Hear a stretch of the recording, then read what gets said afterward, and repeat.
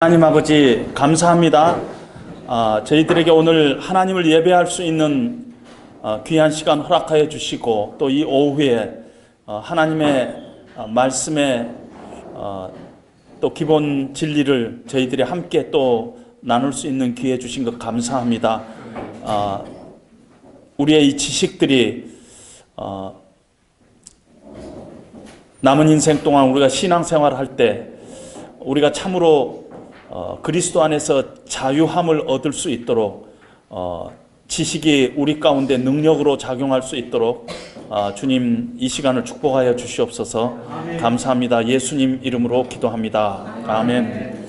우리 복습 지금 2시인데요 3시 15분까지 하도록 하겠습니다. 복습합니다. 중생은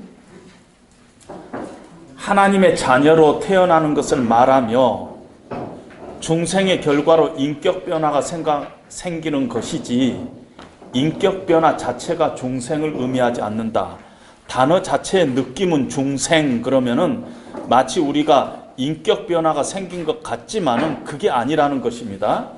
하나님의 자녀가 되기 위해서는 하나님께서 낳아주셔야 합니다. 우리가 애써서 되는 것이 아님을 우리가 말해주고 있습니다. 그래서 하나님의 은혜로 하나님께서 우리를 낳았어요. 영접하는 자, 곧 그 이름을 믿는 자들에게는 하나님의 자녀가 되는 권세를 하나님께서 주셨어요. 그러지 이는 혈통으로나 육정으로나 사람의 뜻으로 하지 않고 하나님께서 하나님의 뜻 가운데서 우리를 하나님의 자녀로 하나님의 자녀로 우리를 구원했다는 것입니다. 에베소서에서는 그것을 창세전에 사랑 안에서 하나님께서 우리를 자녀 삼으셨다고 했어요. 이건 신비스러운 것입니다. 창세전에 내가 태어나지도 않았는데 무슨 뚱딴지 같은 소리냐. 이게 그냥 신앙적으로만 이해가 되는 것입니다. 하나님께서 낳아주셨다는 것이에요.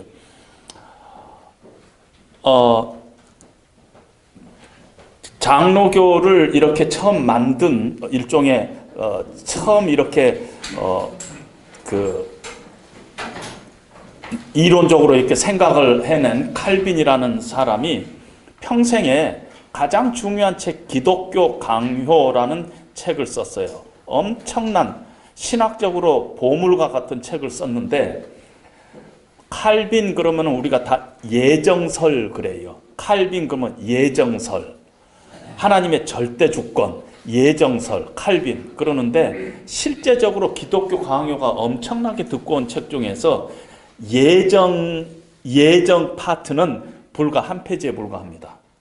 그리고 칼빈이 책을 이렇게 리바이스 하다가 어느 해인가 책을 리바이스 하는데 내용은 하나도 바꾸지 않고 예정이라는 것을 하나님 신론에서 기도 다음으로 뺐어요. 논리적으로는 하나님에 관해서 하나님의 예정이라는 것은 하나님에 대한 신론에서 이야기해야 되는데 아직 예수님을 안 믿는 사람한테 예정을 설명하니까 다 이해를 못 하더라는 거예요. 그래서 어느 해 한 번 리바이스를 하는데 똑같는데 예정 한 페이지 그걸 빼서 기도 다음에 넣었어요. 목회적인 어떤 면에서 목회적인 고려죠. 그래서 이해가 안 되죠. 그러나 예수 믿는 사람은 그것이 이해가 됩니다. 너희가 그 은혜를 인하여 믿음으로 말미암아 우리가 구원을 얻었다 했을 때 그것이 내 믿음이 아니라 그 믿음조차도 하나님의 은혜에 속한 것이구나 하고 깨달은 것은 그래 예수님 믿고 나서 그걸 알게 된다는 것입니다. 구원의 확신이 필요합니다. 왜냐하면은 우리가 이 부산을 내려가는데 서울역에서 옛날처럼 기차를 탔어요. 근데 내가 기차를 딱 탔는데 딱 이렇게 봤는데 부산행이라고 써져 있는가 목포행이라고 써져 있는가 아직 살짝 혼동이 왔어요. 그리고 올라탔어요. 그럼 그 사람 부산까지 가는 동안에 되게 불안하겠죠. 내가 지금 제대로 타고 있는가? 제대로 타고 있는가? 그러나 구원의 확신이 없어도 구원받은 사람은 부산역 그리고 내리면 아이고 안심이다 그러고 내릴 거예요. 그러나 처음에 딱 탈 때 이것이 부상행위구나. 여객한테 물어봐. 이거 부산 가는 겁니까? 예, 부산 갑니다. 그럼 그 사람은 자리에 앉아서 잠도 자고 신문도 보고 뭐 달걀도 까먹고 그럴 수 있다는 것입니다. 구원의 확신이 마치 그런 것과 같은 거예요. 우리가 신앙생활 하는데 좀 더 확신 있게 그렇게 신앙생활 할 수 있도록 구원의 확신이 굉장히 필요합니다. 어떤 면에서 하나님께서 구원의 확신을 우리에게 주신 이유는 우리가 신앙생활 잘 하도록 그렇게 주시는 것입니다. 근데 왜 우리가 구원의 확신을 받느냐 하면은 성경에서도 지난번에도 얘기했지만은 철저히 예수님 한 분에 초점을 맞추고 있어요. 아들이 있는 자에게는 생명이 있고 하나님의 아들이 없는 자에게는 생명이 없다. 그 하나님의 아들에 있어요. 그래서 제가 섬기던 세인트루이스 교회에서는 어떤 사람을 그 세례를 줄 때요. 한국 교회에서는 뭐 세례를 줄 때 무슨 뭐 학습이라는가 몇 달 이렇게 학습도 받고 뭐 별별 거 다 하죠. 제가 처음 교회 부임했던 우리 장로님들께서는 세례 받는 사람들에게 이렇게 질문을 하는데 삼위일체도 물어보고요. 뭐 그래갖고 막 삼위일체 대답 잘 모르면은 나도 잘 모르는데 이러면서 하는 거예요. 그럼 제가 옆에 앉아 있다가 아니 자기도 잘 모르는 거 왜 초신자들한테 물어? 삼위일체 물어보고 뭐 이거 암송했느냐 뭐 했느냐 뭐 다 물어보고 그러는데 나중에 제가 우리 교회 세례 받는 사람에게는 딱 세 가지. 정말 네가 하나님 앞에서 죄인이냐? 예수 그리스도 아니고서는 네가 그 구원받을 수 없다는 걸 네가 고백하느냐? 저는 가장 간단한 그거 믿고 고백하면은 그냥 세례 줬어요. 딴 거 아무것도 몰라도 그때부터 시작하면 되잖아요. 여러분 애가 낳았는데 낳자마자부터 백흉하고 그런 애들이 어디가 있어요? 이제 없잖아요. 불교에서는요. 석가모니가 태어나자마자 동으로 500m 뛰어가고 뭐 서로 그건 말이나 하는 짓이지 사람은 그렇지 않잖아요. 사람은 낳으면은 아무 일도 못하죠. 어떻게 보면은 지능도요 돌고래보다 못하죠. 돌고래 뭐 곱셈 하면은 가서 맞추고 그러잖아. 돌고래들 그렇게 못하죠. 그러나 말은 말새끼라 그러고 소는 소새끼라 그러지만은 사람은 우리가 자녀라 그러죠. 아무리 지금 그 행동을 보고 우리가 높이 평가한 거 아니잖아요. 나중에 누가 낳았느냐에 따른 거죠. 그 고귀함이 하나님께서 우리를 낳아주셨죠. 그러나 분명한 것은 하나님께서 진짜 낳은 사람은 반드시 삶의 변화가 있어요. 지금 그 아이가 태어났어요. 그럼 반드시 자라게 돼 있다는 것입니다. 그런데 잘못된 구원의 확신이 있습니다. 예수님 안 믿고 자기는 구원받았다고 생각하는 이단들이 있습니다. 그건 구원의 확신이 큰 비극이죠. 그렇죠? 예수님 당시에도 바리새인들이 그랬어요. 자기들이 예수님 잘 믿는다고 생각했어요.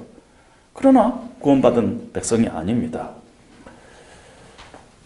그러나 또 내가 구원을 받았는데 내가 구원의 확신이 없어요. 그건 참 불행한 것입니다. 늘 신앙생활을 능력 있게 기쁨으로 확신 있게 하지 못해요.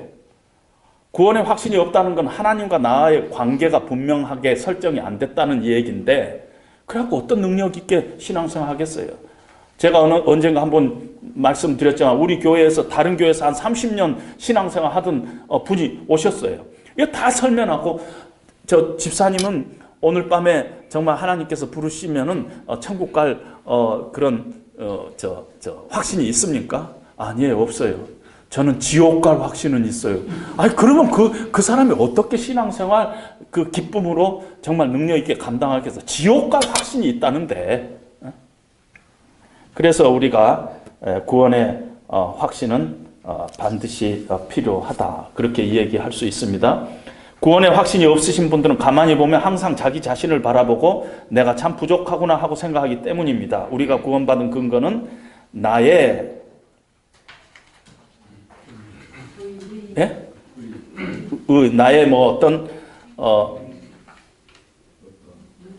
나의 어떤 행위에 있는 것이 아니라 하나님의 은혜에 근거해야 합니다. 예수님을 나의 구주로 믿고 내 인생을 주인으로 받아들이기로 마음 문을 연 사람은 내 안에 그리스도가 있습니다. 내 안에 구원이 있습니다. 구원은요, 어떤 면에서 처음에 1차적인 구원은 아주 단순해요. 애가 나는 거예요. 그래서 어떤 우리의 행위로 우리 낳은 아이를 우리가 쳐다보고 얘가 지금 무슨 일을 할 수 있는가 그거 쳐다보고 있는 사람 없잖아요. 낳은 것 자체가 기쁨이죠. 그래서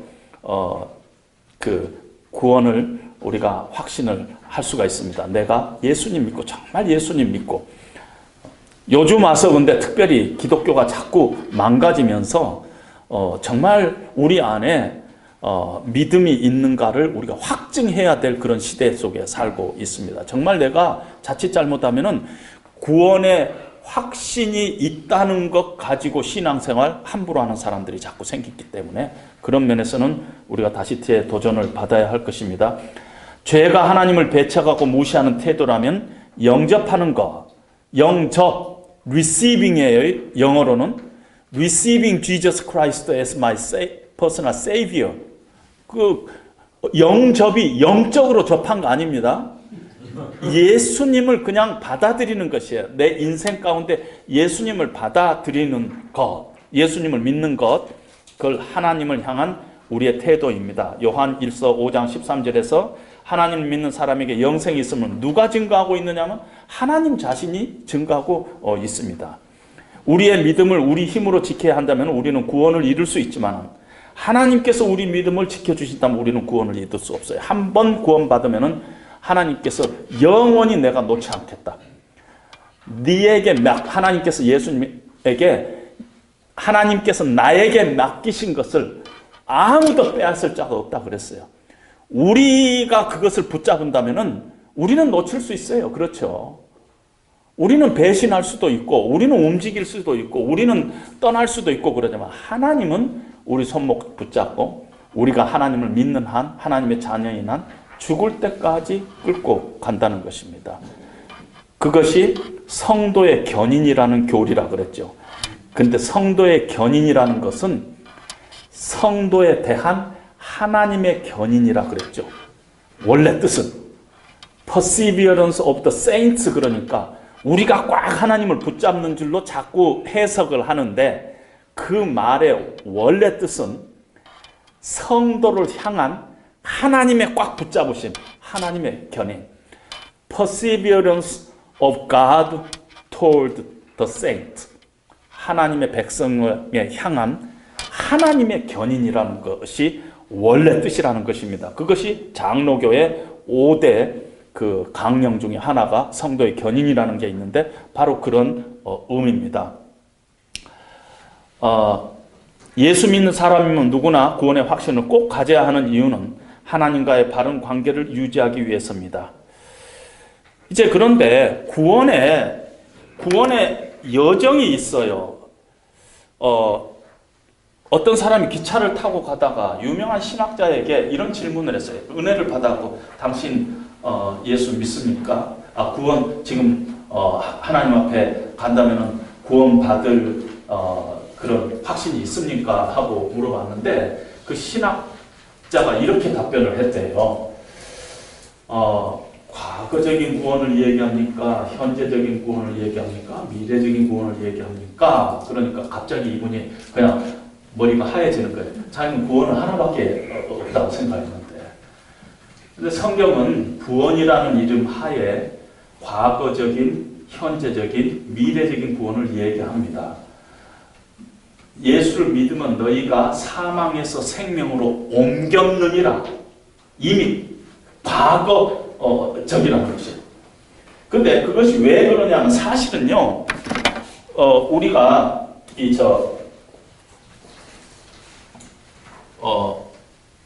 여기서 예수님을 믿지 않아요? 믿으면은 우리가 구원을 얻었다 이렇게 얘기하죠.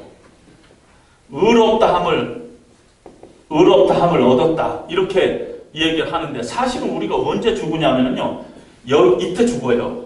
이때 죽으면은 하나님 앞에 다 서가지고 심판을 받아요.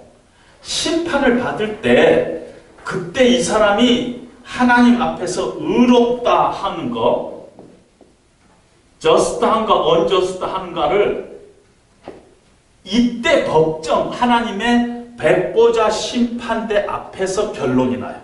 그러니까 어떤 면에서 우리의 구원은요, 지금이 아니라 우리가 죽고 나서 하나님 앞에서 우리의 구원이 이루어지는 거예요.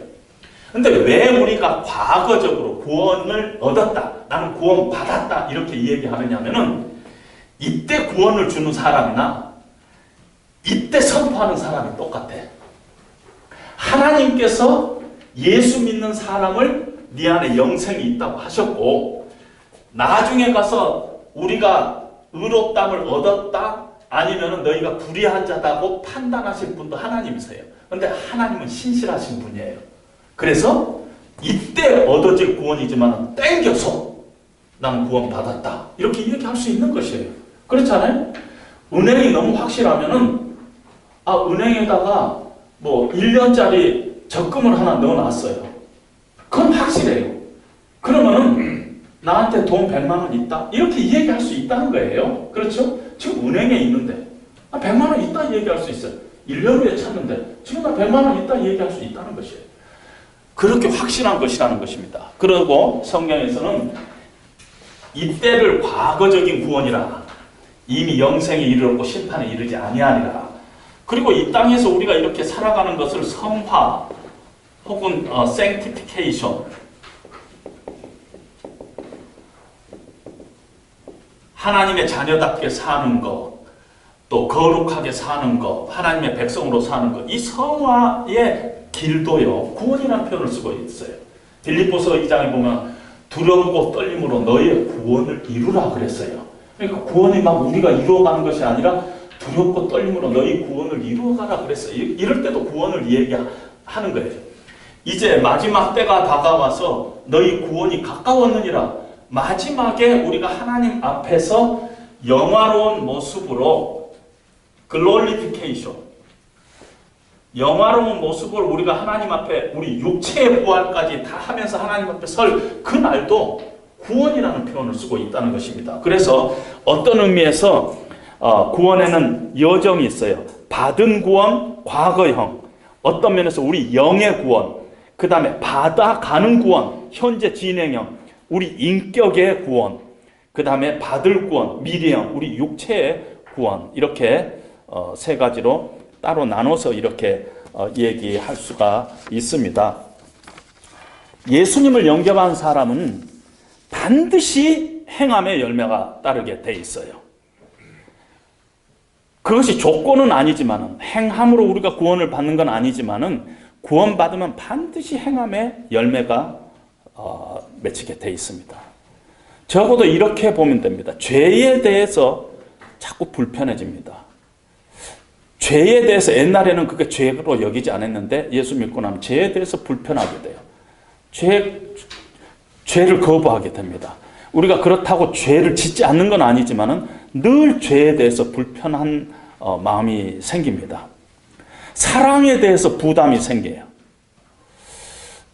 저 사람이 치근해요. 좀 불쌍해요. 이 어떤 면에서 나하고 관계없는 사람에 대한 어떤 부담이 자꾸 생깁니다. 우리가 무슨 관사도 왜 가요? 뭐 우리하고 무슨 크게 우리의 무슨 도움이 됩니까? 선교사님들 나가가지고 왜 일생을 거기 다 보냅니까? 그게 어떤 사랑에 대한, 하나님의 사랑을 내가 받는 자가 하나님의 사랑에 대한 부담감이 사람에게 나타나는 것입니다. 크리스찬들이 자꾸 가까워져요. 옛날에 예수 믿기 전에는 쪼다같이 보였어요. 근데 자꾸 가까워지는 거예요. 자꾸 이해가 돼요. 저는요, 처음에 대학교 1학년 때 뭐 어렸을 때부터 교회는 어머니 따라서 좀 다니기는 했는데 고등학교 때 서울 와서부터 교회를 안 다녔어요. 대학교 때도 좀 건방져가지고 이 교회 한 번 다니고 저 교회 한 번 다니고 뭐 그 정도였어요. 그런데 제 아내를 만났어요. 사랑에 빠졌어요. 그런데 목사님이 교회를 나와야 된대요. 1년간 교회를 나와야지 그 다음에 주례를 서준다는 거예요. 그래서 이 교회를 나가는데요. 어느 날 철야기도 한다고 오지 않겠느냐 그래서 가지 먹으고 갔어요. 철야기도 하는 날. 저는 지옥이 따로 없는 걸 느꼈어요. 와, 문을 잠궈놓고 12시에 철야기도 한다고 사람들이 기도하는데 5분 하니까 할 말이 없는데 그때부터 새벽 4시까지 있어야 되니까 이건 지옥이 따로 없더라고요. 그런데 청년부, 그때 제 아내가 청년부에 있습니다. 청년부에 남자 청년들이 나와가지고 찬송을 이렇게 부르는데 기타 치면서 지금은 시카고에 어느 장로님이신데 그 장로님이 이렇게 부르면서 우리들의 무기는 육체가 아니요 그 노래를 부르는데 제가 속으로 병신 이상한 소리 하고 있는데 야 임마 젊은 놈이 육체가 무기지 뭐가 그렇게 쪼다같이 보이는 거예요. 그게 아니더라. 예수 믿고 나니까 그게 아니구나. 우리의 어떤 꼭 신앙적인 면에서 뿐만 아니라 여러 면에서 우리가 사랑에 대한 부담감, 죄에 대한 거부감, 크리스찬에 대한 어떤 이해 이런 것들이 구원의 확신을 갖고 나서 우리 안에 자꾸 생기는 것입니다. 이제 오늘 그리스도인의 생활 보겠습니다. 하나님의 자녀가 되었으면 하나님의 성품을 닮는 것이 당연함을 깨닫고 거룩한 삶을 살도록 노력할 결심을 해야 합니다. 또한 거룩한 삶을 사는 능력이 나한테 있는 것이 아니라 하나님에게 있음과 거룩한 삶의 가장 큰 특징은 순종하는 삶에 있습니다. 왜 우리가 예수 믿고 천국 가면 되지? 왜 거룩해야 되느냐? 왜 이 땅에서 꼭 신앙생활 잘 해야 되느냐? 천국 가면 되지. 그런 질문하는 사람들이 많아요. 아, 예수 믿으면 되지. 뭐 하늘에 뭐 상급이 있고 어쩌고 저쩌고 그런 얘기하는 거. 아, 나는 상급 싫다. 나는 예수 믿는 것으로 족하다. 아, 그런 사람들이 있습니다. 이해가 가요. 그럼에도 불구하고 제가 이런 예를 하나 들게요. 미국에 이 한국에서 참 이렇게 잘 살던 분들이 미국에 와가지고 어렵게 삽니다. 미국이라는 나라가 한국에서 내가 뭘 했느냐가 중요하잖아요.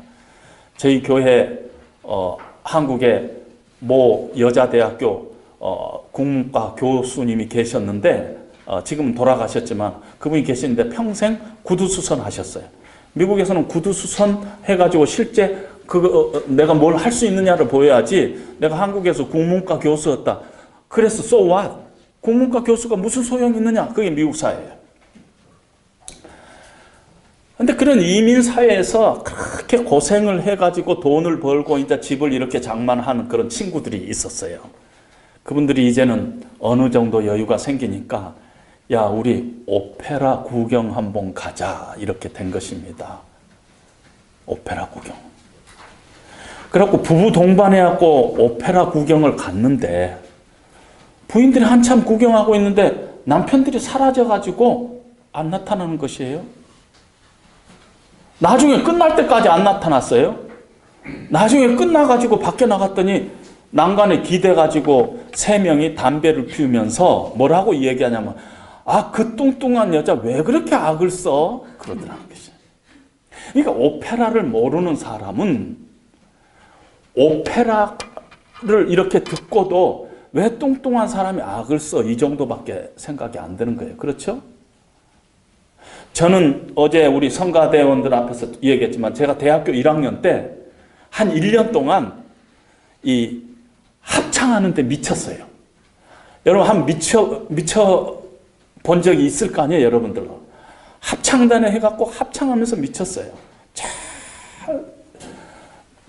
양평동 조그만 교회까지 가서 연습을 하는데 거기서 다시 돌아오면 2시간이기 때문에 친구들하고 연습하다가 차를 놓쳐가지고 여관에서 자면서 또 연습하고 그런 적이 한두 번이 아니었어요. 그때 그런 한 1년 동안의 그런 경험이요. 지금도 저는 합창곡이 이렇게 나오면은 귀가 솔깃하게 들려요. 제 집사람은 합창이 보링하대요. 근데 저는 합창 속으로 막 귀가 들어가요. 악기를 한 사람은요, 그 연주 들으면은 아주 그냥 막 가슴에 막 뭉클뭉클해진다고 그렇습니다. 제가 왜 이 얘기를 하느냐면은 우리가 천국 가가지고 우리가 이 땅에서 어떻게 살았느냐에 따라서 천국을 엔조이하는 정도가 다 달라질 거라 하는 그런 생각을 합니다. 이 땅에서 우리가 하나님의 백성으로 거룩한 삶을 살아가는 만큼 천국에 가서 천국이 그렇게 감격적으로 다가올 것 같다 하는 그런 생각이 듭니다. 상급 때문에가 아니라 하나님께서 왜 이 천국의 상급을 얘기하냐면은 그만큼 그런 상급을 갈망하면서 살아간 사람이 천국 가고 훨씬 더 천국의 아름다움을 더 엔조이 할 거다 그런 생각이 듭니다. 그래서 이 땅에서 어떤 면에서 우리가 하나님이 거룩하시니까 우리가 아버지가 거룩하니까 우리도 거룩해야 된다. 뭐 그렇게 우리가 생각할 수 있습니다. 아버지이기 때문에 그리고 우리가 거룩하려고 하지 않아도 우리 안에 하나님의 씨가 있어가지고 우리도 모르는 사이에 예수 믿으면 거룩을 향해서 갈 수밖에 없습니다. 근데 거룩은 뭐냐면요, separation이에요. 구분이에요. 성품적으로도 죄를 싫어하고 하는 것들이 거룩이에요. 그런데 구분을 함부로 하면 안 됩니다. 예수님이 왜 그 당시에 바리새인들에게서부터 이 질타를 받았냐면 바리새인들이 생각한 거룩하고 예수님이 생각한 거룩이 달랐어요. 바리새인들은 어떤 것이 거룩하다고 생각했어요? 손 깨끗이 씻고 음식 먹고 이걸 거룩하다고 생각했어요. 예수님은 제자들과 함께 밀밭에서 이렇게 먹고 그걸 거룩하지 않다고 생각했습니다. 예수님의 문제점은 바리새인들에게 예수님의 문제점은 거룩하게 보이지 않는 것이 문제였어요. 여러분 거룩이라는 것은 남에게 어떤 인상으로 보이느냐가 거룩한 게 아니에요. 목사님 같이 생겼네요. 뭘 몰라서 그래요. 네? 목사님 하다 보면 외모적으로는 목사님 같이 생겨져요. 다른 도시에 가도요. 어디 가서 설렁탕 집에 가면 혹시 목사님 아니세요? 그런 사람 제가 많이 만났어요. 지금도 잘 모르는 사람 목사님 보니까 굉장히 거룩하게 보이네요. 잘 몰라서 그렇다는 거예요. 거룩이라는 것은요, 어떤 분위기나 어떤 느낌이 아니에요. 주일날 이렇게 넥타이를 메고 나오면 거룩하고 그렇지 않으면 거룩하지 않은 거 아니고 그런 게 아니에요. 제가 섬기던 그 교회에서 어느 장로님하고 제가 참 많이 이렇게 힘들었던 부분이 있어요. 그 장로님은요, 어떤 여자분이 이렇게 예배 시간에 모자를 이렇게 쓰지 않아요? 그럼 가서 두드려요. 모자 벗으라고. 여러분 미국에서요, 암에 걸린 사람들이 이 머리 다 빠지고 모자 쓰는 게 상식이에요. 이제는 어떤 경우에 예배 시간에 모자를 쓴다는 것 자체가 옛날처럼 모자 쓰지 마 그럴 건 아니잖아요. 보지는 그냥 예배 시간에 그냥 졸면서 그거 아니잖아요. 왜 모양으로 자꾸 거룩을 얘기하느냐는 것이에요. 그래서 우리 자녀들에게요, 참된 거룩을 가르쳐줘야 됩니다. 아이들이 이렇게 가다가 막 떼쓰고 울잖아요.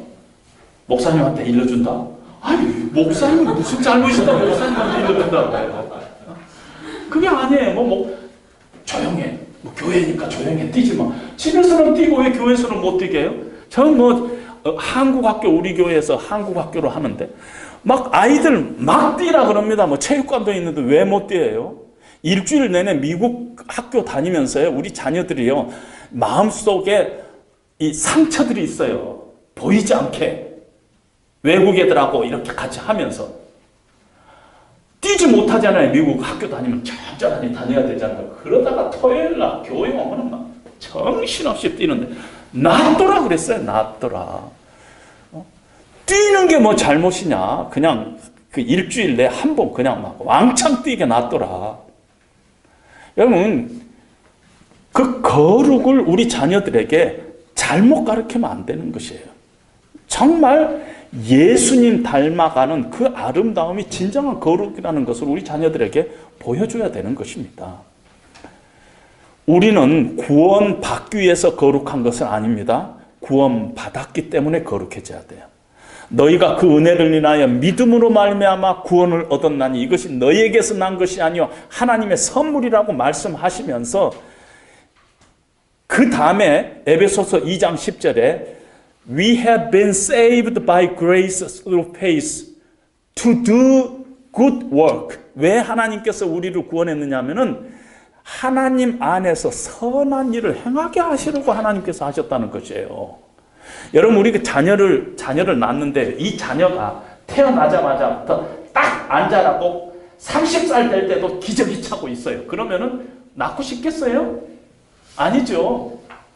이 자녀가 이 땅에서 태어나서 얘가 점점 커가지고 말도 하고 학교도 다니고 나중에 커가지고 사회에서 중요한 일도 하고 이런 걸 우리가 예상을 하고 우리 자녀를 놓는 것과 마찬가지로 하나님도 우리를 그렇게 생각하신다는 것입니다.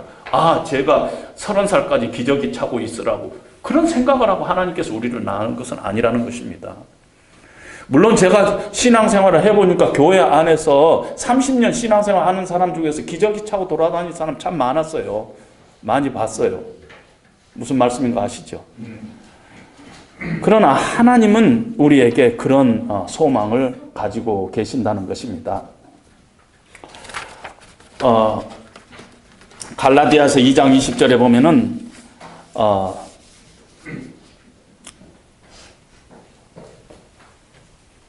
구원 얻은 성도로서 살 능력이 없다고 느끼는 분에게 성도로서의 삶은 우리가 사는 것이 아니요 우리 안에 계신 그리스도께서 대신 사시는 것이다. 이제는 내가 육체 가운데 사는 것은 나를 사랑하사 나를 위하여 자기 몸을 버리신 하나님의 아들을 믿는 믿음 안에서 사는 것이라. 이제는 사실은요 예수 믿고 나서 우리의 주인이 바뀌었어요. 내 안에 그리스도께서 사시는 것이라. 그래서 그리스도가 내 안에서 사실 수 있도록 살아가실 수 있도록 내가 그걸 자꾸 열어주시는 일을 해야 된다는 것입니다. 그리스도를 여 밑에 딱 감추고 막 눌러놓고 내가 하겠습니다 이게 아니라 그럼 늘 피곤해지죠. 늘 힘들죠. 그런데 그리스도가 이렇게 자꾸 일하시게 우리가 우리의 신앙의 자세를 해야 된다는 것입니다. 그래서 늘 그 봉사도 기쁨으로 하려고 애를 써야 돼요. 우리가 매번 기쁨으로 할 수는 없지만은 정말 하나님의 은혜가 나를 움직여서 그래서 이제는 내가 산 것이 아니요 내 안에 그리스도께서 사신 것이라 이런 고백을 가지고 우리가 봉사할 때 참으로 그 안에 기쁨이 있고 힘들지 않죠. 여러분 정말 내가 사랑하던 걸 해보면은 힘들지 않잖아요. 다 해봤잖아요. 너무너무 힘든 일인데 힘들지 않잖아요. 내 안에 그리스도의 사랑이 강건하면은 너무너무 우리가 힘들지 않게 일을 할 수가 있다는 것입니다. 그리스도가 내 안에 사는 것은 이제는 내가 나의 주인을 주도권을 주님 앞에 맡겨드리는 것입니다. 믿음 안에서 산다는 것은 이제 우리가 자꾸 전번에도 제가 믿음에 대한 여러 가지 오해도 이야기했지만은 믿음으로 산다는 것은 하나님께서 성경에서 우리를 설득한 것을 우리가 쫓아가는 행위예요. 그러니까 그냥 내 식으로 믿음 안에서 사는 것이 아니라 하나님께서 성경에서 우리를 설득한 것에 우리가 설득당해서 그 일을 순종해 가는 것이 믿음으로 사는 것이라는 것입니다. 전번에 제가 믿음을 다시 한번 정의할 때 이런 정의를 내렸죠. 믿음은 하나님께서 그리스도 예수 안에서 나를 붙잡는 그것을 붙잡는 것이 믿음이라고. 믿음이라는 것은 내가 여기 마음속에서 뭐 끄집어내 가지고 뭘 하고 그러는 게 아니라 하나님의 말씀과 관계 있어요. 하나님과 관계가 있어요. 하나님께서 그리스도 예수 안에서 나를 붙잡는 그것, 하나님의 은혜, 하나님의 신실하신, 하나님의 오래 참음, 그 모든 것들, 성경에서 하나님 예수님에 대해서 이야기하던 모든 것들, 그래서 나를 붙잡고 있는, 나를 사랑하시는 그 하나님, 그걸 붙잡는 것을 나도 붙잡는 것이에요. 하나님께서 나를 붙잡는 그것을 내가 붙잡고 순종해 가는 것이 믿음이라는 것입니다. 그래서 하나님을 자꾸 개입해야 돼요. 그냥 내 식으로 하나님을 개입하는 것이 아니라 하나님의 말씀 안에서 하나님의 말씀이 나를 설득한 것, 그것을 우리가 늘 설득당해서 쫓아가는 것이 우리에게 필요하다, 그렇게 얘기할 수 있습니다. 그 다음 넘어가겠습니다. 성장.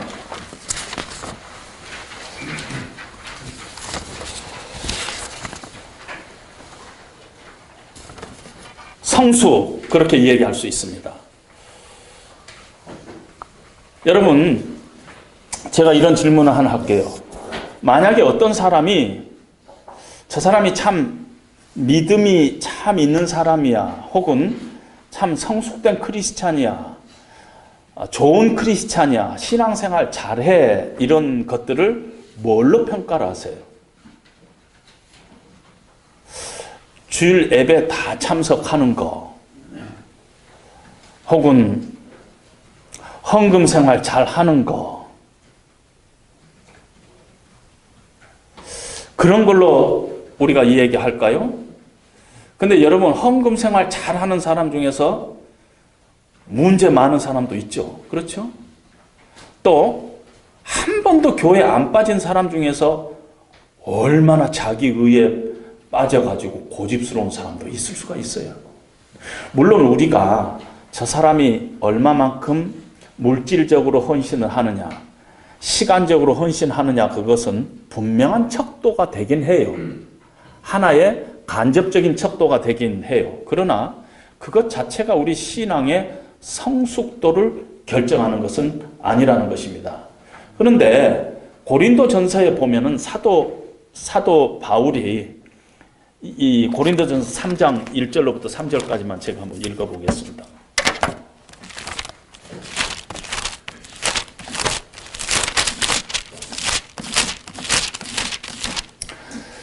형제들아, 내가 신령한 자들을 대함같이 너희에게 말할 수 없어서 육신에 속한 자, 곧 그리스도 안에서 어린아이들을 대함과 같이 하노라. 내가 너희를 젖으로 먹이고 밥으로 아니하였노니 이는 너희가 감당하지 못하였거니와 지금도 못하리라. 너희는 아직도 육신에 속한 자로다.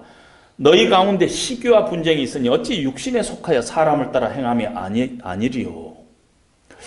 고린도 교인들을 향해서 사도 바울이 너희는 세속적인 크리스찬, 육신에 속한 크리스찬이다, 영적인 베이비다 하고 이 얘기를 합니다.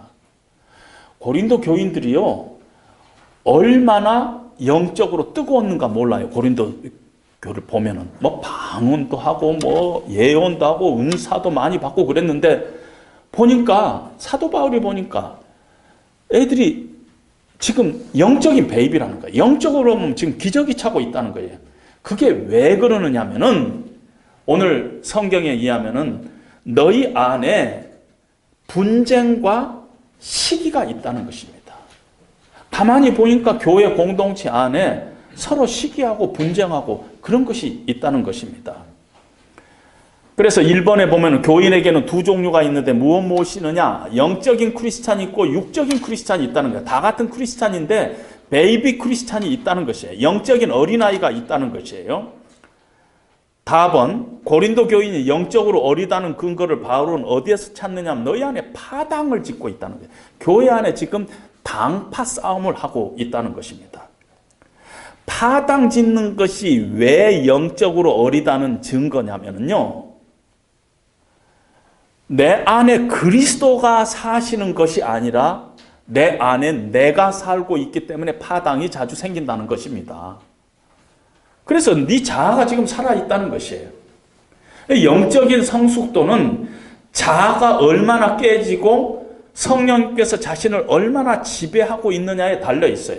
성령 충만함이라는 건 다른 것이 아니라 성령님께서 얼만큼 나를 지배하고 있느냐, 내가 얼만큼 성령님의 지배를 받고 있느냐의 그 판단인데, 지금 너희 안에는 너희 다 자아가 살아 있어 가지고 서로 지금 싸우고 있다는 것입니다. 그러니 너희는 영적인 지금 베이비라는 것이에요.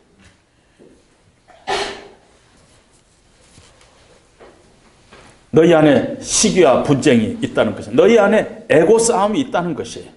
너희는 아직 멀었다는 것이에요. 실제 있었던 이 얘기인데요.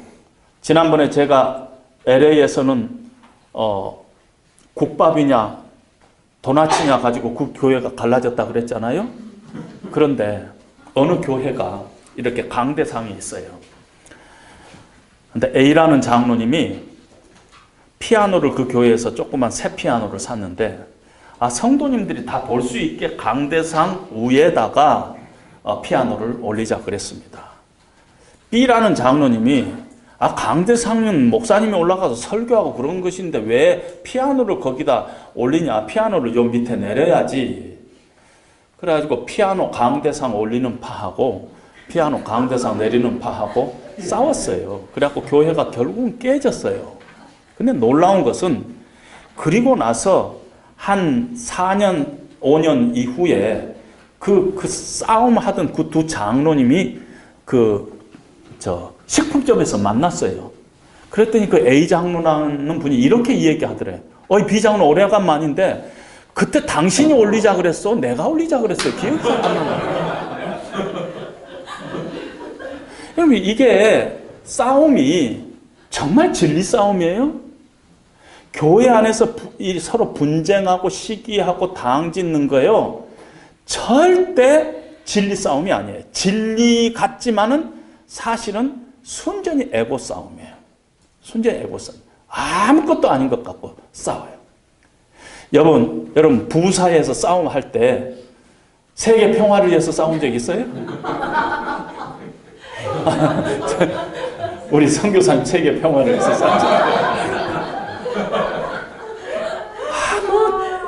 시시한 것 갖고 싸우죠. 저는 나쁜 버릇 중에 하나가, 지금은 고쳤어요. 나쁜 버릇 중에 하나가요, 양발을 아무데나 놓은 버릇이 있었어요. 그래서 가끔 미국 같으면 소파 어쩌다가 청소할 때 제 딸이 엄마 여기서도 하나 발견 뭐 이러면서 하는데, 그래서 굉장히 제가 그 잔소리를 많이 들었어요. 여기 지금 빨래통에 넣으면 되지 않아요? 그러는데 빨래통에 넣기가 싫어요. 뒤집어 왜 싫으세요? 이렇게 던지고도 싫고, 하여튼 아무나 쑤셔 넣어요. 근데 어느 날 제 아내가 작전을 바꿨어요. 그냥 생글생글 웃더니요, 여보, 밥상에만 놓지 말고 아무데나 다 넣어도 좋다는 거예요. 밥상에만 놓지 말라는 거예요. 그러더니 아니 밥상에 놔도 좋아. 제가 그 말을 듣고 나서요, 그날부터 제가 빨래통에 넣었어요. 이건 아니다 하는 생각이 들어서. 여러분 막 바가지 긁는다고 되지 않아요. 어떨 때는요. 부부싸움도 그런 싸움이 좀 많지 않아요? 어떤 면에서 큰 싸움은 아니잖아요. 작은 싸움입니다. 내가 살아있어 가지고 서로 싸우는 것이에요. 사소한 일 때문에 싸우는 것입니다. 큰 이슈가 아니에요. 그래서 이 한 번 정말 인생의 마지막까지 한번 가보고 나면은요, 이런 생각이 좀 들어요. 뭐냐면은 죽고 사는 문제 아니면은 그럴 수도 있지. 그럴 수도 있지. 죽고 사는 문제 아니면은 그럴 수 있지. 죽고 사는 문제. 아니 죽고 사는 문제까지도 하나님의 은혜가 더 크다고 그랬는데, 죽고 사는 문제 아니면 그냥 줘버리세요. 남편도 아내 다 줘버리고 아내들 남편한테 다 줘버리고 그러면 무슨 싸움이 생기겠어요. 죽고 사는 문제 아닌데. 여러분, 제가 교회를 이렇게 섬기는데요, 미국에서. 여러분, 이민자들이 보통 센 게 아닙니다. 아주 힘들어요. 이민교회가 한국교회하고 다릅니다. 한국에서 대접받지 못하고, 미국에서 정말 한국에서 잘 나왔는데 아무도 미국 사회에서 알아주지 못하고 다 상처들이 다 있는 것입니다. 그걸 교회 안에 와갖고 그 상처들을 해결하려고 하는데 엄청나게 힘듭니다. 장로님들도 마찬가지예요. 저는 장로님들하고 어느 때는 언성도 높이고 싸움도 해보기도 했어요. 제가 성질이 좀 있거든요. 그런데 어느 날부터 제가 이런 생각이 들었어요. 죽고 사는 문제 아니면은 그럴 수 있겠다 생각해요. 그냥 장로님 하자는 대로 다 해버렸어요. 다 해버렸어요. 당회에서 하는 이 얘기가요, 어떨 때 보면은 중요한 얘기도 아니에요. 그냥 알아서 하세요. 알아서 하세요. 장로님들이 다 알아서 하세요. 그리고 가장 중요한 거 얻을 때, 장로님 이거 이렇게 하면 좋지 않겠어요? 그러면 장로님이 전부 다 목사님 그렇게 하시죠. 다 여태까지 양보했더니 진짜 중요한 거 한마디 탁 하면은 다 장로님들이 억셉트해요. 여러분, 그 큰 문제 아닌 것은 우리가 양보해 버리는 것입니다. 그러면은 그 안에 관계가 제대로 되는 경우가 너무 많이 있습니다. 그런 어떤 영적인 성숙도는 자아가 얼마나 깨지고 성령께서 자신을 얼마나 지배하느냐에 달려 있다. 빌립보서 2장 5절로부터 9절 우리가 너무 잘 아는 이 말씀에는 예수님의 삶을 잘 특징 지어주는데 순종의 삶입니다. 예수님께서 근본 하나님과 동등된 하나님이셨지만은 하나님과 동등됨을 취할 것으로 여기지 아니하시고 죄 있는 인간의 육신의 몸을 입고 이 땅에 내려와서 죽기까지 하나님 앞에 순종했던 것을 우리가 봅니다. 따라서 우리는 그 예수님을 본받아서요, 이 순종을 통해서 신앙생활을 하는 법을 배워야 합니다. 신앙생활에 관해서 에베소서 4, 5, 6장의 신앙생활을 하는데 아시다시피 부부 간의 관계, 또 자녀하고의 관계, 또 하인과 상전 간의 관계, 나라와 어떤 시민 간의 관계, 이런 관계들을 설정해 놓고 그 안에 순종을 통해서 이런 관계를 형성해 가도록 합니다. 가정생활의 기초도 남편과 아내 사이에 어떤 그 관계를 통해서, 부모와 자녀 간의 관계를 통해서 이렇게 얘기를 합니다. 아내들아, 남편에게 복종하라. 제가 조지아 때 우리 대학생들을 데리고 수련회를 한번 갔어요. 제가 대학생들을 담당해가지고. 그래가지고 이 에베소서 5장 말씀을 가지고 제가 집사 때 설교를 했더니 아이들이 막 반대를 하는 거예요. 여자애들이. 집사님, 전 근대적인 얘기하지 마십시오. 그래가지고 제가 아주 식은땀을 흘린 적이 있었습니다. 젊은 애들 주례를 쓰면은요, 이렇게 요구하는 아이들도 있습니다.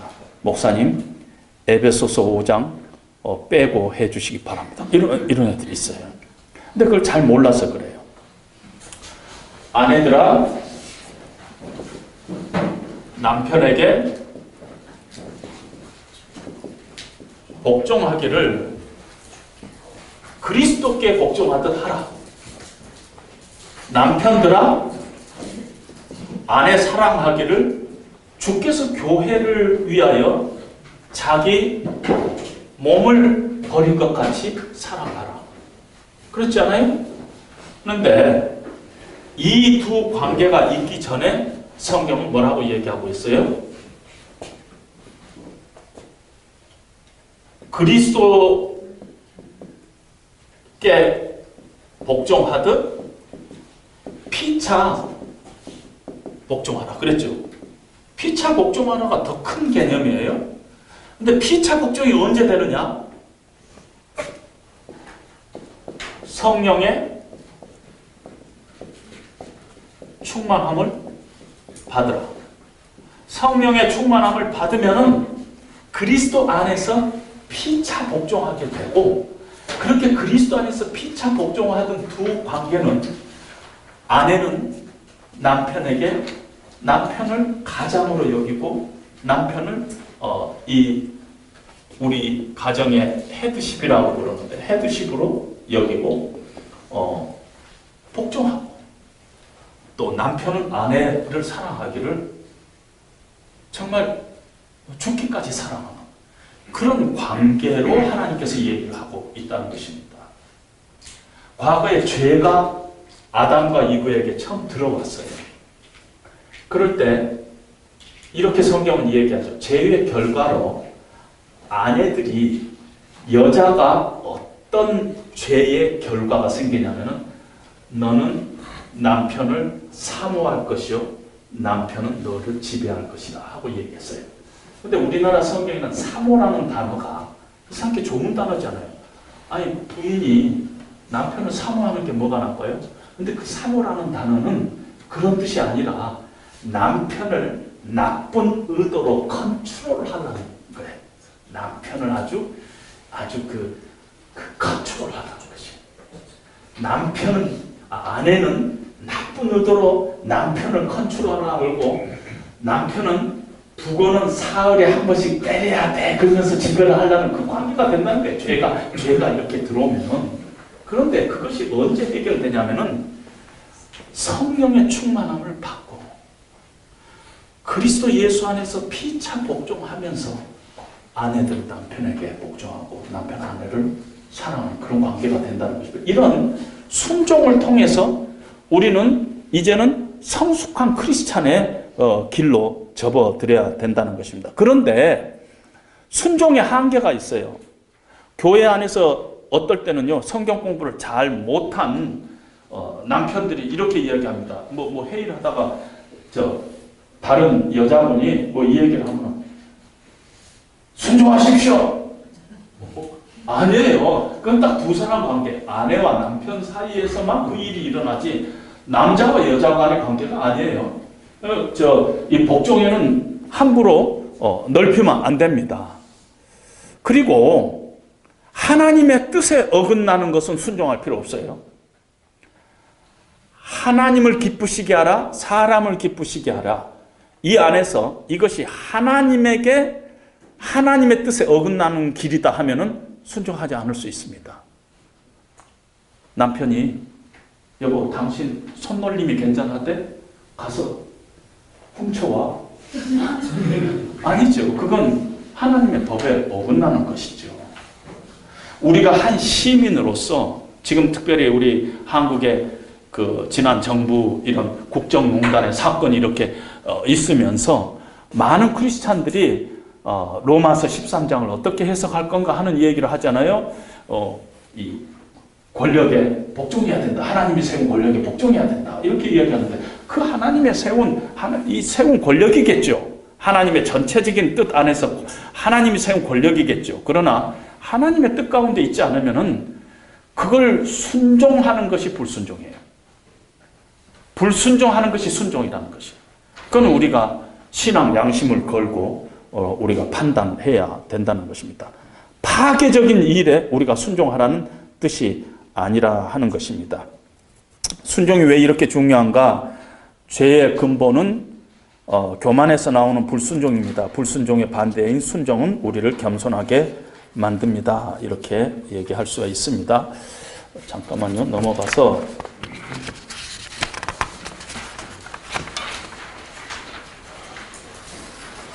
우리는 이제 즉각적인 것을 요구하는 세대에 살고 있습니다. 그러나 크리스찬의 삶에 즉각적인 성장, 성숙은 없습니다. 그리스도인이 된다는 것은 하나님을 더 깊이 알아가고 예수님을 닮아가는 전생에 걸친 과정입니다. 우리가 하나님의 자녀로 태어났기에 우리 안에서 착한 일을 행하시는 분이 그리스도 예수의 날까지 이루실 줄을 확신하면서 믿음으로 매 순간 하나님의 말씀에 순종하는 삶을 살아가기를 원합니다. 그래서 사랑은 사람에 대해서 오래 참고부터 시작하는 것입니다. 성숙이 금방 일어나는 것이 아니기 때문에 오래 참음이 늘 우리 안에 첫 번째 사랑의 덕목으로 얘기할 수가 있습니다. 성경 15분 동안만 하겠습니다. 성경은 학습 목표, 성경은 인간의 생각이 아니고 하나님의 말씀을 적은 것이며 성경은 지식의 축적을 위한 것이 아니고 생활의 변화를 위해서 주어진 것이다. 베드로후서 1장 16절 21절에 보면은 베드로 사도가 어떤 이야기를 하냐면은 예수님의 제자들이 변화산에서 예수님이 하얗게 변화되면서 하늘에서 음성이 들리는 놀라운 신비한 체험을 하고 내려온 사건을 기록하고 있습니다. 그런데 베드로 사도는 하늘로부터 들려오는 그 소리보다 더 확실한 것이 우리 손에 지금 하나님의 예언의 말씀이 있다 하고 얘기를 합니다. 이 하나님의 말씀이 어디서 들려오는 환상의 소리보다 더 확실한 것이다 하고 얘기를 하고 있습니다. 잘못 생각하면 예언이라는 것은요, 많은 경우에 우리가 그 미래를 예측하고 이러는 것을 예언이라고 그러고, 미국에 제가 살고 있는 그 지역에서 조금 떨어진데 IHOP이라는 International House of Prayer, 24시간 기도하는 곳이에요. 기도하는 곳인데, 기도의 집인데 사실은 거기에 깊숙이 들어가면은 반 이상이 기도하는 것이 아니라 예언하는데, 예언. 그러는데 성경에서 당신은 나중에 어떻게 될 것이요, 이렇게 어떻게 될 것이요, 그것을 예언이라고 하지 않고 성경은 하나님의 말씀을 예언이라고 합니다. 예언이라고 얘기할 때 하나님의 말씀을 예언이라고 해요. 요한계시록만 예언이 아니라 신약의 말씀은 구약의 입장에서 보면 다 예언이에요. 신약의 입장에서 구약을 보면 다 그림자예요. 예언의 하나님의 말씀인 것입니다. 그래서 하나님의 말씀이 가장 그렇게 신앙생활에서 중요하다 하는 것을 얘기합니다. 성경은 하나님의 말씀입니다. 하나님의 말씀 안에는 하나님의 권위가 있습니다. 따라서 하나님의 말씀에 대한 순종은 곧 하나님 자신에 대한 순종입니다. 하나님의 말씀을 우리가 믿는 이유는 그 말씀을 하신 분이 누구신가 우리가 알기 때문입니다. 성경은 우리의 믿음과 행위의 모든 문제에 있어서 최종적인 권위입니다. 이것이 오늘 제가 설교했던 것과 마찬가지로 우리의 개혁주의 신앙의 첫 번째 모토가 성경은 하나님의 말씀이요, 우리의 신앙과 행위의 유일한 증거다. 그것이 기준이라는 것입니다. 딴 것이 기준이 돼서는 안 된다는 것입니다. 예수님께서 광야에서 사단의 시험을 당할 때 예수님은 신명기의 말씀을 가지고 3번이나 사단의 시험을 무찔렀어요. 기록되었으되, 기록되었으되. 그리고 그 말씀을 자기 자신에게 적용했어요. 예수님께서도 하나님의 말씀, 자기 자신을 하나님의 말씀 아래 두셨어요. 그렇다면 우리는 어떻게 해야 되느냐? 우리도 하나님의 말씀의 권위가, 말씀이 곧 하나님의 권위라고 믿고 그 말씀의 권위 앞에 우리가 순종해야 된다는 것입니다. 어떤 분들은 말씀은 말씀이고요, 말씀은 말씀이고요. 그게 아니죠. 그 말씀이 세상에 높은 사람들의 권력 있는 사람들의 말이라면 우리가 그 말은 말이고요 하고 얘기할 수 있는, 이 말씀을 하신 분이 하나님이시다면은 우리는 거기에 순종할 수밖에 없다는 것입니다. 신약 성경은 역사적인 신빙성을 갖고 있습니다. 수많은 사람들이 그 성경을 기록했습니다.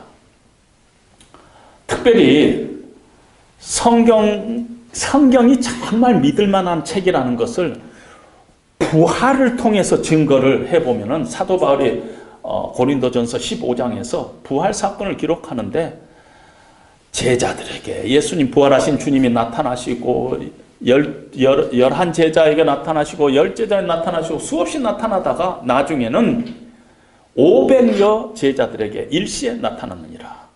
고린도 전서가 AD 53년에 기록되어 있고요. 53년 정도에 기록되어 있고, 예수님께서 AD 34년에 돌아가셨다면은 54년과 34년이면은 20년 전이잖아요. 여러분 20년 전. 지금 사도 바울은 생생하게 기억하고 있습니다. 그 중에 태반이 아직도 살아있다는 것이에요. 예수님을 500여 제자들이 예수님의 부활을 목격하고 예수님께서 잠깐 반짝하다가 없어지는 것이 아니라 예수님께서 이 땅에 사시면서 하나님의 나라의 일을 계속 가르치고 선포하시고 승천하시기까지 오랜 시간 동안 이 땅에 계셨습니다. 그걸 기억하고 그 중에 태반이 아직도 갈릴리에 살고 있다. 이렇게 말씀하십니다. 여러분 20년이라는 것이 그렇게 길지 않아요. 제가 우리 김성욱 장로님하고 같이 공부하던 그때가 84년도 90년도 그때까지예요. 그러면은 그 후에요. 지금도 그 지역에 가면 아직도 살아계신 그때 저하고 같이 공부하시던 교수님들 아직도 거기에 계세요. 사도 바울이 그 얘기를 하고 있는 것이에요. 지금 20년이 지났지만은 갈릴리에 가보자. 그때 500여 사람들 중에 예수님을 목격하고 예수님과 하나님의 나라를 이렇게 배우고 또 우리 보는 앞에서 예수님께서 승천하신 것을 목격했던 그 사람 중에서 태반이 아직도 과반 이상이 아직도 살아있다는 거예요. 20년 지나는 거 아무것도 아닙니다. 아직도 살아있다는 것입니다. 그리고 이 기록을 남기는 사도 바울, 여러분 사도 바울이 얼마나 신뢰할 만한 사람인가 모릅니다. 여러분들 큐티를 하면서요, 사도 바울의 서신서를 가지고 큐티를 이렇게 하다 보면 사도 바울과 자꾸 친해지지 않아요? 이렇게 나중에 친해지면은 정말 사도 바울 믿을만해요. 정말 믿을만한 사람, 믿을만한 사람. 이 말을 하는 분이 사도 바울이에요. 다른 사람이 아니라 믿을만한 일이 벌어졌다는 것입니다. 부활의 사건은 역사적인 그런 사건이고, 따라서 하나님의 말씀, 철저히 하나님의 말씀인 것을 우리가 믿을 수 있다는 것입니다. 하나님의 말씀은요, 디모데 후서 3장 16절에 보면 네가 어려서부터 성경을 알았느니 성경은 능히 너로 하여금 그리스도 예수 안에 있는 믿음으로 말미암아 구원에 이르는 지혜가 있느니라. 모든 성경은 하나님의 감동으로 쓰여진 것으로 교훈과 책망과 바르게 함과 의로 교육함을 통해서 through는 통해서입니다. 하나님의 사람으로 온전하게 되며 모든 일을 행하는데 온전케 하려 함이니라. 성경에는 두 가지 기능이 있는데요. 그리스도 예수를 믿음으로 말미암아, 믿음은 들음에서 나며 들음은 그리스도의 말씀으로 말미암느니라. 우리를 구원하는 능력이 하나님의 말씀에 있다는 것입니다. 너희가 구원받은 것은 다른 것이 아니라 영원히 있는 하나님의 말씀으로 말미암느니라. 뿐만 아니라 성경은 때로는 교육하고 때로는 책망하기도 하면서 그런 것들을 통해서 하나님의 사람으로 온전케 하는 능력이 하나님의 말씀 안에 있다는 것입니다. 그리고 하나님께서 교회에 직분자를 주셨는데 하나님께서 교회 에베소서 4장 11절에 보면 목사를 주셨어요. 목사를 주셨는데 목사를 하나님께서 주시는 이유는요. 성도를 온전케 하며 그리스도의 몸을 세우려 함이라 이렇게 되어 있어요. 그런데 성도를 온전케 하면은 옛날 성경에 이렇게 되어 있어요. 이번 성경에는 성도를 온전케 하여로 바뀌었어요. 바르게 해석하면 성도를 온전케 하여예요. 성도를 온전케 하며 그리스도의 몸을 세우는 것이니라 그랬더니 목사가 다 하는 거예요. 교회 안에서 다 하는 거예요. 그리스도의 몸도 세우고 또 성도를 온전케 하는 일도 하고 다 하는 거예요. 그게 아니에요.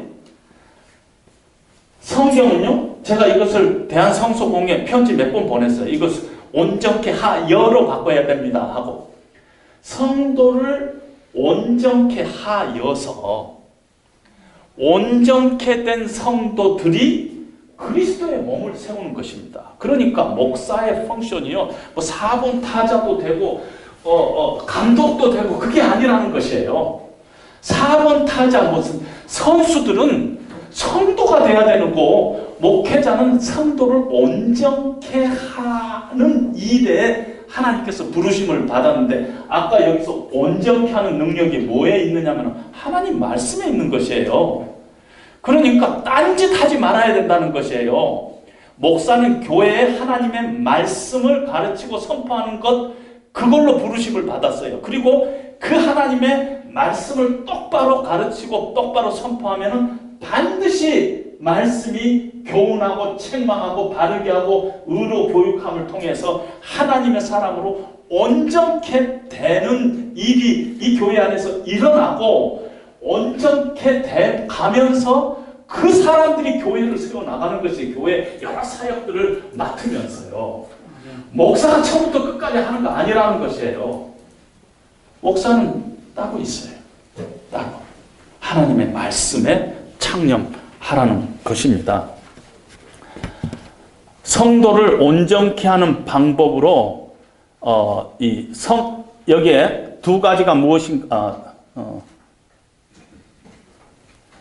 성경은 어떻게 기록되어 있는가? 성령의 감동으로 기록되어 있다 그랬는데 성령의 감동 그러니까 성령께서 이렇게 어떤 인간에게 이렇게 감동을 줘서 어떤 사람이 쓰고 이런 식으로 생각하는데 한 단어예요. 하나님의 숨결로 하나님의 숨이라는 뜻이에요. 하나님의 숨으로 성경이 기록됐다는 것이에요. 그러니까 하나님께서 숨을 쉬었다는 것이에요. 그리고 하나님의 말씀은 하나님이라는 것이 어떤 면에서. 그래서 이 성경이 그냥 인간의 사람이 흠도 있고 그런 사람이 쓰고 그래서 전체적으로 믿을만 하고 그런 것이 아니라 철저하게 하나님의 숨결로 쓰여져 있는 하나님의 말씀이다. 그것을 성경은 하나님의 감동으로 쓰여졌다 이렇게 표현합니다. 이렇게 15절과 17절 두 가지의 펑션이 있고요. 성도를 온전케 하기 위해서 성경은 이런 방법을 써요. 교훈과 책망과 바르게함과 의로 교육함을 통해서 먼저 둘은 사고에 관한 것이고 교훈하고 책망하고 나중에 바르게 하고 의로 교육함은 생활에 관한 것입니다. 따라서 성경은요. 실생활에 유용한 책입니다. 실생활에 생활에 관한 것입니다. 성경은 요리책이에요. 신학책이 아니에요. 요리책이에요. 여러분 자꾸 우리가 신앙생활하는데 두 가지 흐름이 있는데 많은 사람들이 신앙생활하면서 내 경험을 많이 얘기해. 내 경험, 내가 어떻게 느꼈는가, 내가 내가 그때 어땠는가? 뭐 이렇게 내 경험을 얘기하는데 사실은 어떤 식으로 우리가 패러다임을 바꿔야 되느냐면은 성경 안에 경험들이 있어요. 수많은 성경의 경험 속으로 내가 뛰어 들어가는 것이에요. 그래서 그분들이 성경 안에서 경험하는 그 경험이 오늘날 나에게 나도 당하는 그런 경험이구나 하고 받아들여야 된다는 것입니다. 성경은요, 내 얘기가 기록된 것이 아니라 성경 자체의 어떤 인물들의 삶을 기록하고 예수님의 제자들은 그 경험들이 오늘날 나의 삶 가운데 이렇게 영향을 미치는구나. 늘 이렇게 하나님의 말씀에 순위를 먼저 두어야 된다는 것입니다. 성경은 실생활에 유익한 책입니다. 이 성경을 가지고 우리 삶에 하나하나 적용해 나가면은 이 하나님의 말씀이 정말 살았고 운동력이 있고 내 심령을 쪼개는 그런 하나님의 말씀이구나. 때로는 이 말씀이 나의 곤란 중에 위로라. 주의 말씀이 나를 살리셨습니다. 제가 우리 딸한테 제일 먼저 성경을 주면서 그때 우리 딸이요, 교회에서 주일학교 선생님이 딱 나이가 똑같은 애들이 셋이 있는데 맨날 친구로 지냈는데 둘이는 보조교사를 하고 자기는 학생으로 한 거예요. 얘가 상처를 받았어요. 그 집에 와가지고 그냥 울고 문을 닫고 그러고 나중에 무슨 일인가 몰랐어요. 나중에 보니까 자기 친구는 보조교사인데 주일학교에서 자기는 학생으로 돼가지고 나중에 그 선생님한테 가고 선생님 제가 한강으로 같이 밥 먹으면 안 돼요? 안 돼. 너는 학생이고 저기는 선생님이니까 쟤들은 따로 먹어야 돼.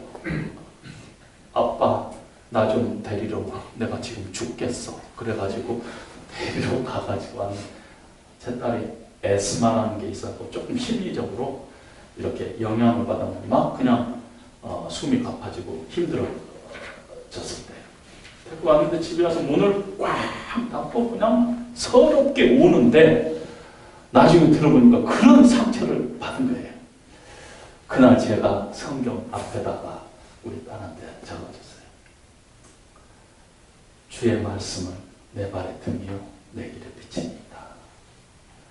주의 말씀은 나의 곤란 중에 위로라. 주의 말씀이 나를 살리셨습니다. 그 말씀을 줬어요. 그랬더니 평생 그 말씀 갖고 있어요. 주의 말씀은 나의 곤란 중에 위로라. 주의 말씀이 나를 살리셨습니다. 정말 그 말씀 붙잡고 살면 하나님의 말씀이 위로를 하는데요. 어느 때는 정신없이 위로가. 하나님 말씀이 이렇게 살아있구나. 이렇게 위로하시구나. 이렇게 이 문제에서 나를 벗어나게 하나님의 말씀이 이런 능력이 있구나. 그것들을 우리가 늘 체험하면서 살아가야 하는 것입니다. 요한계시록 1장 3절에 보면은 하나님의 말씀을 읽는 자와 듣는 자와 지키는 자가 복이 있도다. 그리스도의 말씀이 골로새서 3장 16절에는 그리스도의 말씀이 너희 속에 풍성히 거하여 에베소서 5장 18절에는 너희가 성령의 충만함을 받으라고 얘기하는데 골로새서 3장 16절에는 똑같은 성령의 충만함 대신에 그리스도의 말씀이 너희 안에 풍성히 거하라 하는 걸로 얘기를 하고 있어요. 하나님의 말씀이 우리 가운데 풍성히 거하는 것이 바로 성령 충만함의 비결인 것입니다. 여호수아 1장 8절 이 율법책을 내 입에서 떠나지 말게 하며 주야로 그것을 묵상하여 그 가운데 기록한 대로 다 지켜 행하라. 그리하면 내 길이 평탄하리라. 내가 형통하리라. 하나님의 말씀을 지킨다고 우리가 구원을 받는 것은 아니지만 이미 구원받은 하나님의 자녀가 이 땅에서 형통한 삶, 행복한 삶을 누려가는 것은 하나님의 말씀의 순종과 직접적인 관련이 있다는 것입니다. 이 율법책을 내 입에서 떠나지 말게 하며 주야로 그것을 묵상하여 그 가운데 기록한 대로 다 지켜 행하라. 그래야 내 길이 평탄하리라. 네가 형통하리라. 하나님의 말씀을 우리가 믿고 그대로 쫓아가면 반드시 우리의 삶 가운데 형통의 축복이 있을 줄로 믿습니다. 여기까지만 하도록 하겠습니다. 잠깐 기도하겠습니다.